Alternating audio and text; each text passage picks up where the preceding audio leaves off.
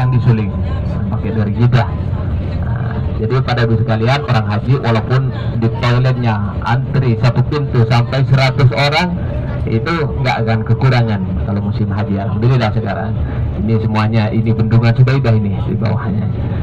Bapak dan ibu sekalian, ini di sebelah kiri, ini arah rel kereta listrik untuk musim haji, hanya musim haji. Namun rel kereta listrik yang menuju Madinah, Jeddah, Mekah itu sudah beroperasi juga, namun bukan ini. Kalau yang ini adalah jalurnya hanya 3 tempat, yaitu Arafah, Muzdalifah, Mina, untuk mengantisipasi para jemaah haji. Bapak dan ibu sekalian, ini pal hijau ini ya, ini adalah Hidayah Muzdalifah. Hidayah Muzdalifah. Nah, kita batas Muzdalifah. Ini sudah memasuki Muzdalifah. Ini Bapak dan ibu sekalian, enggak ada tendanya di Muzdalifah ini. Hanya toiletnya ditambahin sekarang, dan 2 tingkat atau 3 tingkat toiletnya. Idza abattum min arafatin fadhkurullaha indal mas'aril haram, kata Allah Subhanahu wa taala. Apabila datang dari Arafah, maka diperintahkan oleh Allah Subhanahu wa taala untuk berdoa di Mas'aril Haram. Muzdalifah, Mas'aril Haram ini Muzdalifah. Nah, jadi pada ibu sekalian, Mas'aril Haram ini Muzdalifah semuanya, luas. Dan Mas'aril Haram diabadikan di tengah-tengah Muzdalifah ini di sebelah kanan. Ini ada nama Masjid Mas'aril Haram. Anehnya masjid ini kalau hari-hari biasa nggak dipakai, hanya musim haji yang dipakai ini. Ini Masjid Mas'aril Haram di sebelah kanan, nggak dipakai, ditutup. Nah, kalau hari-hari biasa ini Mas'aril Haram, Masjid Mas'aril Haram. Namun yang di dalam Al-Quran itu adalah seluruhnya Muzdalifah itu Mas'aril Haram. Nah, pekerjaannya di sini pada sekalian, orang yang melaksanakan haji itu hanya berdoa dan mengambil kerikil di sini. Sunnah mengambil kerikil karena keesokan harinya akan melempar jumrah Aqabah. Nah, jadi pada ibu sekalian, ngambil di luar Muzdalifah kerikil nggak apa-apa.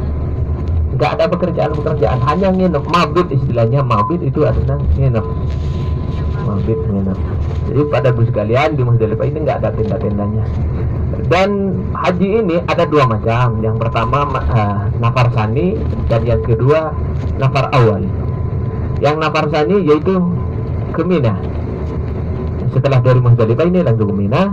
Dan yang nafar awal yaitu setelah Muzdalifah langsung ke Masjidil Haram untuk melaksanakan tawaf ifadah. Nah, karena ada satu sahabat bertanya kepada Rasulullah, wahai Rasulullah, saya setelah Muzdalifah langsung tawaf ifadah ke Haram. Tawaf sa'i tahlul. Yaitu Rasulullah mengatakan tidak apa-apa. Sedangkan Rasulullah SAW sendiri yaitu setelah dari Muzdalifah ini langsung ke Mina melontar jumrah Aqabah. Jumrah yang pertama yang paling dekat dengan Masjidil Haram. Jadi pada ibu sekalian yang dirahmati Allah, yang paling afdal yaitu nafar sani, karena Rasulullah yang ambil nafar sani. Ya, nafar sani. Kebanyakan kalau haji reguler nafar sani. Jadi pada ibu sekalian ke Mina. Namun yang nafar sani, melontar jumrah Aqabah langsung tahallul. Namun larangan-larangan ihram udah lepas, terkecuali berhubungan istri, karena berhubungan istri belum tawaf ifadah. Jadi pada ibu sekalian, dan kalaupun ada ini di sebelah kanan ini termasuk Muzdalifah. Ini yang dinamakan Mina Jadid di sebelah kanan, walaupun ada tenda yang sama dengan Mina ini. Biasanya jemaah Afrika yang kuat-kuat itu, fisiknya yang kuat, yang besar-besar itu diletakkan di sini. Ini jauh ke tempat jumrah, jauh. Jadi orang Afrika itu diletakkan di sini. Jadi pada ibu sekalian, tenda-tenda ini adalah tempat orang-orang Afrika. Ada AC-nya di atas, ada AC-nya, disediakan AC dan anti bakar ini. Dan satu tenda itu biasanya ada 3 bis. Ya. Jadi satu tenda terkadang tidurnya itu di kakinya temannya pokoknya satu tenda ada 3 bis, ada yang 2 bis. Jadi pada ibu sekalian, ini adalah Muzdalifah, dan ini stasiun 1 Mina, stasiun listrik dari daerah Mina. Ada 2 di Mina, karena Mina ini yang paling lama, daerah Mina yang paling lama. Waktunya tempatnya, yaitu Mina tanggal 10, 11, 12 ada di Mina semua para jemaah. Nah, Bapak dan Ibu sekalian, ini batas-batas Mina, bidayah Mina. Di sebelah kiri ada, di sebelah kanan juga ada. Ini adalah batas-batas Mina. Mina ini diibaratkan bayi dalam kandungan, kata Rasulullah, karena hanya dibatasi antara dua bukit. Seperti apa bayi dalam kandungan? Yaitu semakin besar bayi tersebut, maka semakin luaslah tempat bayi tersebut. Begitu juga Mina, semakin banyak orang yang akan melaksanakan haji, semakin luaslah tempat tersebut. Jadi Bapak dan Ibu sekalian, Mina ini diibaratkan bayi dalam kandungan. Nah, Mbak, Ibu, ya, jangan tidur kayaknya, tidur nih semuanya ya. Nah, ini di sebelah kiri. Di sebelah kiri, biar tahu.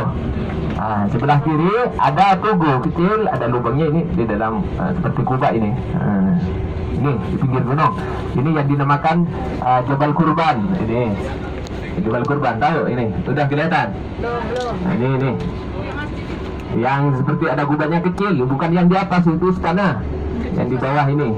Ini yang dinamakan Jabal Kurban, yang mana Nabi Ibrahim akan menyembelih Nabi Ismail, yang diganti dengan ini nih, ada tugu ini di bawah ini.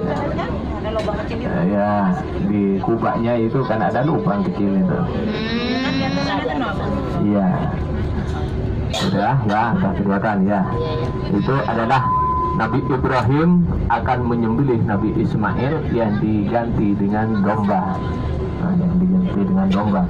Jadi manasik haji ini diambil dari manasik Nabi Ibrahim Khalilullah.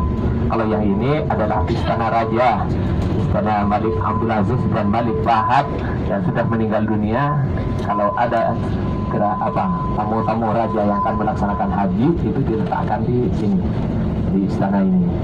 Jadi kepada ibu sekalian, manasik haji ini diambil dari Nabi Ibrahim Khalilullah. Karena Nabi Ibrahim saking cintanya terhadap Allah Subhanahu wa taala, sebelum mempunyai anak Ismail, dia bernazar akan mengorbankan, seandainya saya mempunyai anak laki-laki, saya akan tetap mengorbankan untuk Allah, kata Nabi Ibrahim. Setelah mempunyai anak Nabi Ibrahim, Ismail yang gagah ganteng, maka dia bermimpi menyembelih anaknya, yaitu Ismail. Karena mimpinya Nabi Ibrahim ini selalu benar, maka dia akan tetap melaksanakan perintah Allah Subhanahu wa taala. Maka Nabi Ibrahim akan melaksanakan perintah Allah. Maka yang digoda oleh setan yaitu Nabi Ibrahim, yang kedua Nabi Ismail, dan yang ketiga yaitu Siti Hajar. Siti Hajar digoda terus, anakmu mau disembelih oleh Ibrahim. Nah, kata setan, nggak apa-apa, kata Siti Hajar, nggak apa-apa kalau itu adalah perintah Allah Subhanahu wa taala. Terus digoda Siti Hajar. Maka Siti Hajar saking kesalnya terhadap setan tersebut, maka dia melempar batu kepada setan sampai terbenam. Nah, maka sampai sekarang dijadikan tempat jumroh. Ini tempat jumroh, ini sebelah kiri. Sekarang ada 3 lantai ya. Di lantai 3 itu Indonesia. Nah, di sebelah kiri. Antara yang keluar dan yang masuk itu sekarang beda. Itu jumroh, tempat jumroh. Tempat balang ya, tempat balang. Dan maktab haji reguler Indonesia itu ada di nomor 2. Itu yang dinamakan terowongan Mina. Itu dulu satu yang terjadi kecelakaan pada tahun 90-an itu di sana, karena maktabnya haji reguler Indonesia melewati terowongan Muasim. Ya, terowongan Muasim, maka ada yang mengatakan kipas mati, dan yang paling banyak orang Indonesia pada tahun 90-an. Kalau terowongan ini nggak ada kipasnya, kekurangan oksigen di dalam, jadi kekurangan oksigen banyak yang mati, yang meninggal.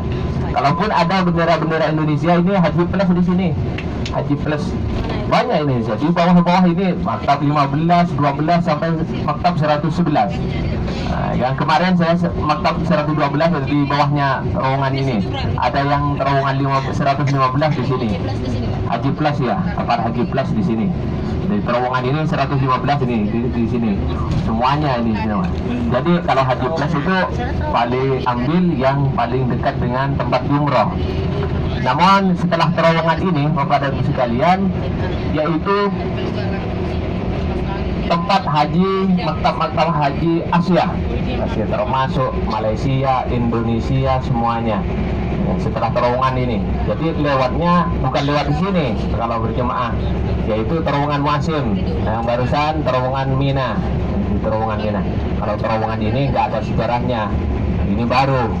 Kalau yang barusan yang di nomor 2 itu terowongan Mina, itu adalah tempat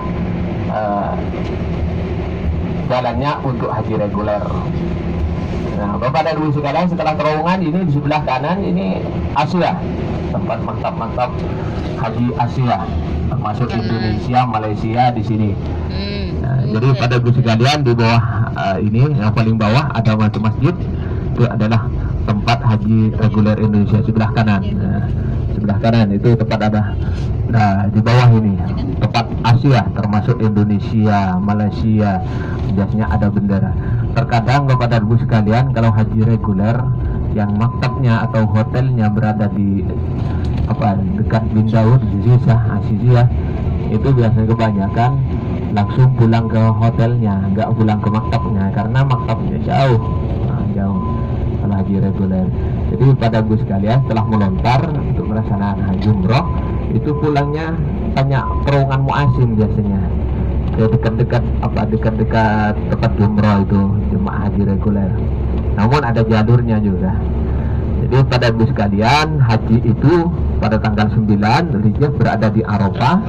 Tanggal malam 10 Dzulhijjahnya itu berada di Musdalifah mabit. Keesokan harinya menempar jumrah.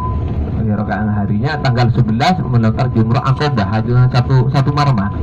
Setelah itu tanggal 11 nginap mabit di Mina, dan setelah itu melempar jumrah. Keesokan harinya mabit lagi, tanggal 13-nya jumrah, melempar jumrah lagi. Sekarang setelah itu selesai pelaksanaan haji. Jadi pada Ibu sekalian, yang belum tawaf ibadah tinggal tawaf ibadahnya. Jadi pada Ibu sekalian, haji dan umrah itu hampir sama. Namun kalau haji itu ditentukan waktunya, kalau umrah kapan aja boleh. Umrah itu boleh kapan aja. Nah, jadi pada Ibu sekalian yang dirahmati Allah, itu adalah pelaksanaan haji. Ibadah fisik, tidak ada bacaan-bacaan khusus, hanya pindah-pindah untuk pelaksanaan haji ini. Gak ada orang yang tidak tahu untuk pelaksanaan haji, pasti tahu semuanya. Nah, jadi pada Ibu sekalian, setelah itu biasanya habis hajian para jemaah batuk semuanya. Batuk karena apa? Ada di tempat-tempat terbuka.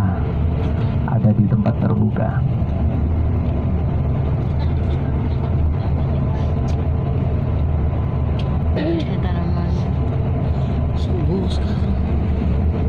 Dulu kan nggak ada.